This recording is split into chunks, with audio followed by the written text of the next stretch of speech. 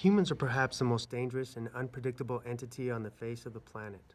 For thousands of years, humans have waged war on one another for territory, money, vengeance, and power. Why have we not evolved as a society to recognize our own inherent shortcomings and adopt common sense approaches to a clear public hazard? Current events demand action. The poster child for all of this anguish, pain, suffering, and fear for what seems to have begun a new norm is the notorious black rifle, the AR-15. This is not a debate on gun control. Gun control is incredibly political, and accounting for mental illness and violent tendencies are holy discussions within themselves. I seek to harness the most recent school shooting in Parkland, Florida, and the fevered emotions to make tangible and meaningful changes for basic public safety.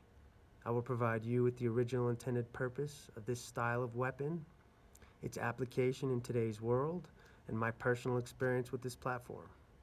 Finally, the tools and knowledge to add logic and apply common sense in opposition to those who would seek to continue to protect this weapon instead of our children. Military-style weapons like the AR-15 and its foreign cousins should be banned from public sales. First, let's look at how the AR-15 platform was born and its design intention.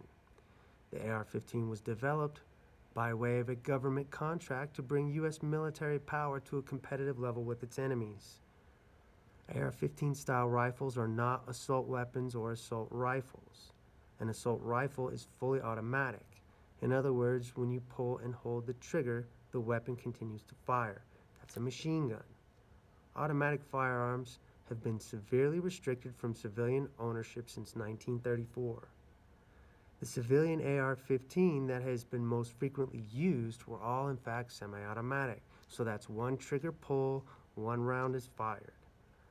In January 1963, Secretary of Defense Robert McNamara concluded that the AR-15 was the superior weapon system in order to halt to M14 production. At the time, the AR-15 was the only rifle available that could fulfill the requirement of a universal infantry weapon for issue to all services.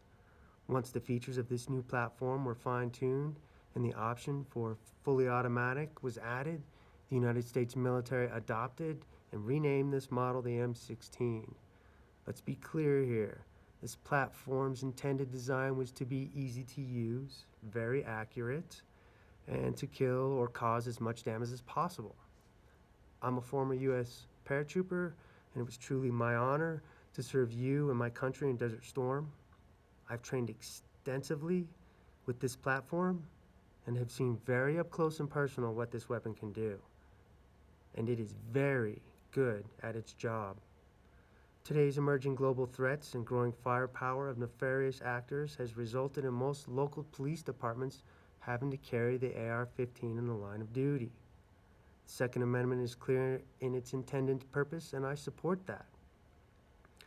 To compete with a first world tyrannical government, the people need comparable firepower.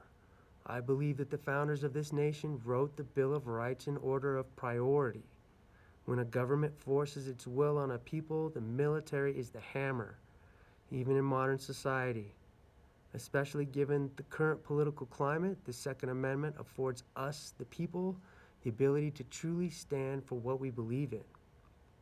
The proliferation of the AR-15 in movies and video games, specifically, has only exposed the public, and in particular our children, to the potential of the destructive nature of the AR-15.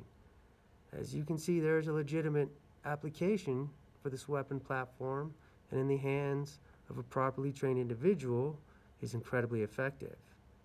Now that you have an understanding for what the AR-15 is and how it is now a part of our culture, let's discuss the reality and constant threat. In 2013, the National Shooting Sports Federation estimated that there were between 5 and 9 million such weapons in circulation in the United States. It's past time we recognize these weapons for what they are: personal weapons of mass destruction. The tragedy and overwhelming examples of shootings in our schools should have even the most adamant supporter of the Second Amendment willing to yield with regards to this specific issue. We, as a society at large, have an obligation, no, a duty to act. With a 30-round magazine and a lethal range of up to 1,000 yards, the AR-15 alone has inflicted massive damage, most notably the 2017 attack in Las Vegas, 58 dead. The Orlando nightclub shooting, 49 dead. Sandy Hook, 27 dead. And most recently, the Parkland, Florida attack with 17 dead. Except for the 9/11 attack, no other weapon has assisted in the staggering loss of life resulting from the employment of the AR-15. Example after example, we see the destructive nature of this weapon. Simply the presence of the AR-15 in the streets of America make us all less safe. Now that we have discussed the problem, let's review why the AR-15 should be banned and stricter gun laws enacted. The Parkland, Florida attack was the result of a systematic failure. The FBI received 2 credible tips about Nikolas Cruz and failed to properly vet that information.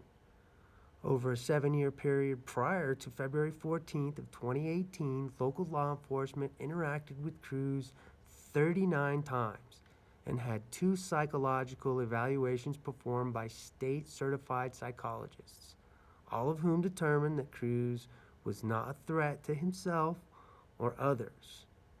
Collectively, his peers feared him and even predicted this would be the result. Currently, gun laws allow persons of 18 years of age and older who have no criminal background to purchase rifles and shotguns with no waiting periods in most states.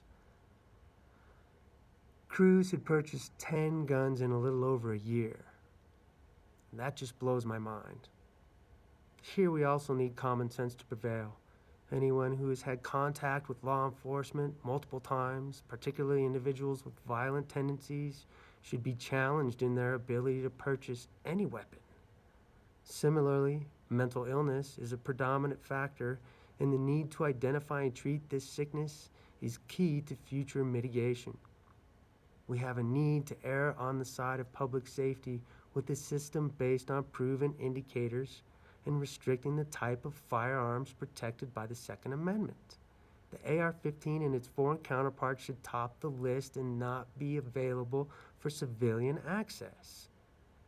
In conclusion, we all have a responsibility to protect the innocent and defenseless.